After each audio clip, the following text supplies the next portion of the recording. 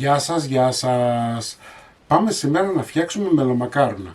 Θα φτιάξουμε την περσινή συνταγή λίγο πιο διορθωμένη, όμως αυτή τη φορά θα σας τη δώσω με γραμμάρια.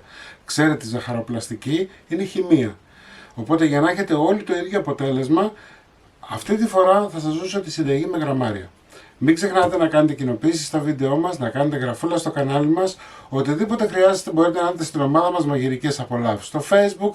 Και τώρα πάμε να σας δείξω τη συνταγή, την εκτέλεση και τα υλικά. Πάντα στα μελομακάρονα ξεκινάμε από το σιρόπι, γιατί θέλουμε το σιρόπι να είναι κρύο. Όσο πιο κρύο είναι, τόσο πιο καλή απόδοση θα έχει στα μελομακάρονά μας.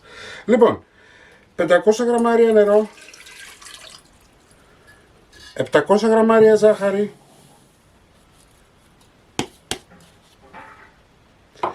μερικές φλούδες από το πορτοκάλι, από ένα πορτοκάλι, χυμό από μισό λεμόνι,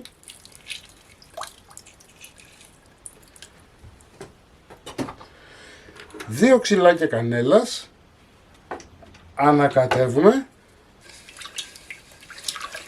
και το βάζουμε στη φωτιά να έρθει βρασμός. Έτσι, εγώ έχω βάλει καυτό νερό, οπότε γρήγορα θα βράσει. Το σιρόπι μας έβρασε για 2 λεπτά όπως σας είπα. Έτσι. Θα ρίξουμε τώρα 500 γραμμάρια μέλι.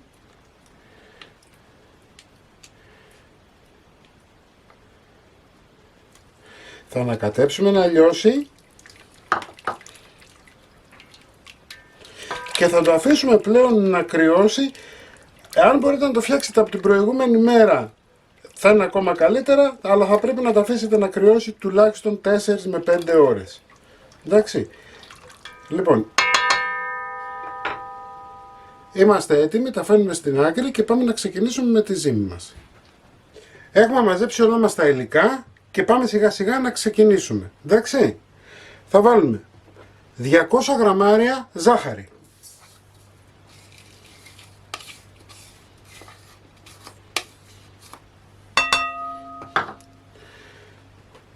400 γραμμάρια καλαμποκέλαιο ή ηλιέλαιο.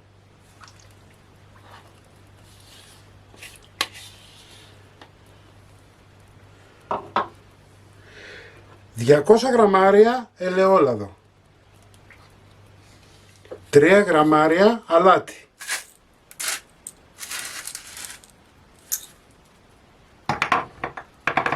Ανακατεύουμε. Ωραία. 80 γραμμάρια κονιάκ. Εάν δεν θέλετε να βάλετε κονιάκ, μπορείτε να το συμπληρώσετε, να βάλετε 80 γραμμάρια χυμό πορτοκάλι. Εντάξει, καλό όμως είναι να μπει. 2 γραμμάρια γαρίφαλο. 8 γραμμάρια κανέλα. Ανακατεύουμε. Θα ήθελα να τα βάλετε με τη σειρά που σας τα δίνω εγώ.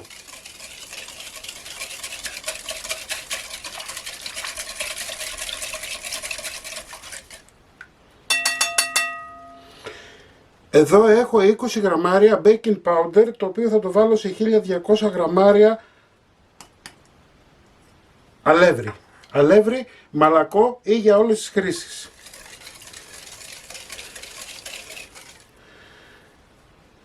200 γραμμάρια σε μυγδάλι. Το ρίχνουμε τώρα πριν το χυμό του πορτοκαλιού.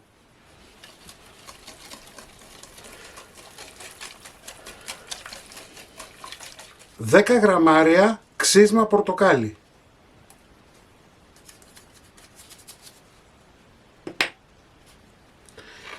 10 γραμμάρια σόδα και 220 γραμμάρια πορτοκάλι χυμό. Φρέσκο χυμό.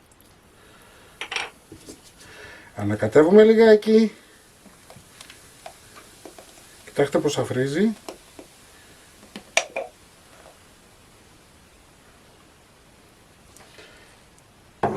Και ρίχνουμε πλέον και όλο το αλεύρι.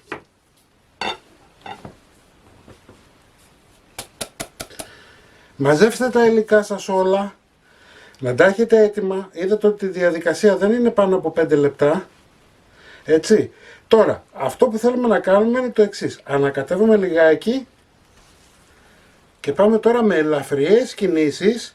Έτσι, δεν θέλουμε ζύμωμα βίαιο, γιατί το βίαιο ζύμωμα θα σας αρχίσει να σας βγάζει το λάδι. Έτσι, επειδή είναι μία ζύμη λαδιού, θα σας βγάζει το λάδι. Οπότε, γλυκά να ενσωματωθούν τα υλικά. Πόσο, 1 λεπτό, 2 λεπτά, τόσο όσο να ενσωματωθούν τα υλικά θέλουμε. Τα υλικά που σας δίνω είναι ακριβώς, έτσι. Αλεύρι μπορείτε να πάρετε ένα επώνυμο, μπορείτε να πάρετε μήλους Αγίου Γεωργίου, μπορείτε να πάρετε αλατίνη, έτσι, και το κούλα κάνει.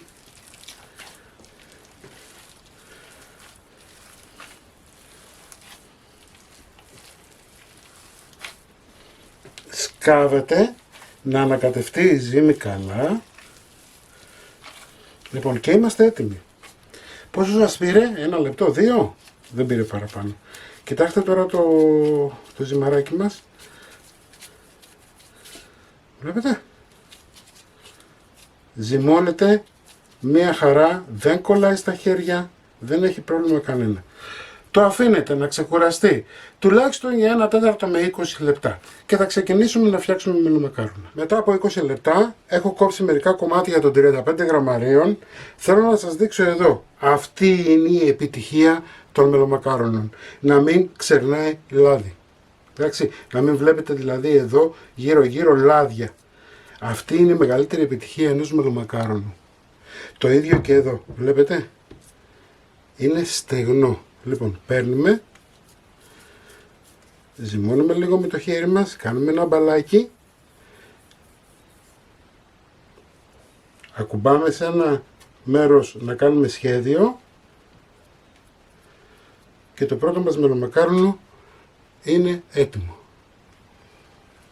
Πάμε να σας δείξω και ένα άλλο σχέδιο.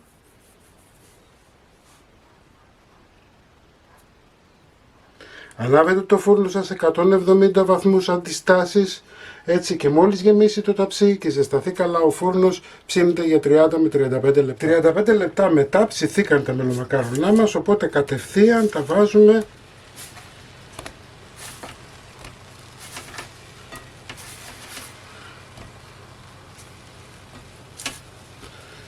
στο σιρόπι μας.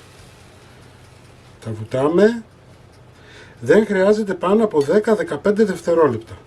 Εντάξει. Απλά τα βουτάμε να ποτίσουν όλα και αρχίζουμε και βγάζουμε. Θα τα βάλουμε σε σκάρα να τα στραγγίξουμε. Πάμε για τα άλλα.